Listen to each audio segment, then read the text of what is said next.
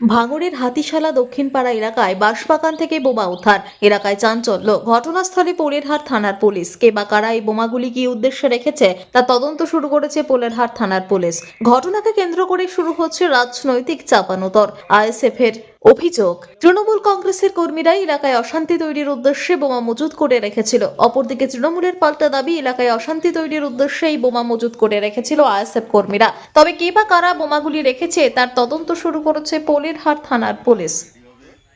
গত পঞ্চায়েতে এখানে উদ্ধার হয়েছিল, এবারও উদ্ধার হয়েছে। গত পঞ্চায়েতে যে মহিলা দেখতে পেয়েছে, এবারও সেই মহিলা দেখতে পেয়েছে। আবার ওই মহিলার ছেলে হচ্ছে এখানকার প্রভাবশালী তৃণমূলের। কারা রেখেছে বলে মনে করছেন? যে দেখতে পেয়েছে তাকেই প্রশ্ন করা হোক।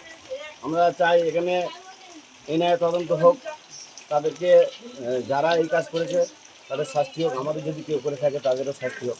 কতগুলো বোমা রাখা ছিল?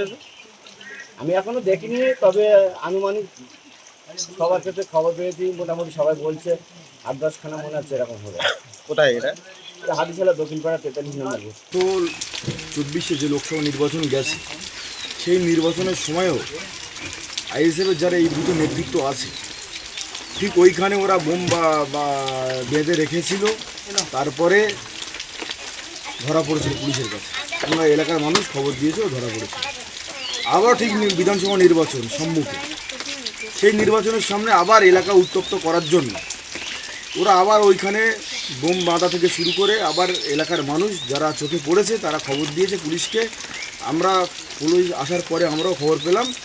আমি একটা জিনিস আমাদের এই ভাঙড় বিধানসভার বিধায়ক নওশাদ সিদ্দিকীকে প্রশ্ন করতে চাই, যে আপনার দলের যারা প্রতিনিধি আছে এই বুথে, আপনি তাদেরকে বলুন না যে 5 বছর কি উন্নয়ন করছে, এই উন্নয়নকে সামনে রেখে ভোট চাইতে কেন এলাকা অশান্তি করতে হবে?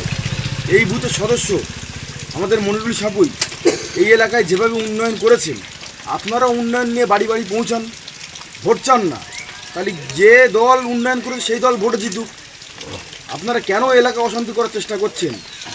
আমি ভাঙড়ের বিধায়ক নওশাদ সিদ্দিকীকে বলবো যে আপনি প্লিজ আমাদের ভাঙড়কে আর অশান্তি করার চেষ্টা করবেন না। আমরা শান্ত ভাঙড় চাই, নতুন ভাঙড় চাই, উন্নয়নের ভাঙড় চাই। যে দল উন্নয়ন করবে মানুষ তাকে ভোট দিক, স্বতঃস্ফূর্ত মনোভাব নিয়ে মানুষ ভোট দিক। আমাদের কোনো আটকানোর কোনো প্রশ্নই নেই। যে বা যারা মিথ্যে কথা বলছে যে তৃণমূলের লোকজন, তৃণমূলের কর্মীরা ওখানে বোম রেখেছে, আমি তাদেরকে বলবো আপনাদের হাতে এত ক্ষমতা, গায়েবী ক্ষমতা, যে কে রাখছে কে করছে সবটা আপনারা বলে দিচ্ছেন। এর আগে চালতাবেড়িয়ার ঘটনায় সেখানে দেখলাম বারবার আইএসএফের অভিযোগে সেখানে পুলিশ আসছে, এসে তারপর তৃণমূলের নামে দোষচাপন হচ্ছে। আপনাদের এতটা গায়েবী ক্ষমতা হয়ে গেছে যে কে করছে আপনারা সঙ্গে সঙ্গে বলে দিচ্ছেন, আর কোথায় বোম রাখা আছে সেখানে বলে দিচ্ছেন। আমি অনুরোধ করব, উন্নয়নের নামে ভোট চান। আপনারা 5 বছর ধরে কি উন্নয়ন করেছেন সেই উন্নয়ন নিরিখে ভোট চান।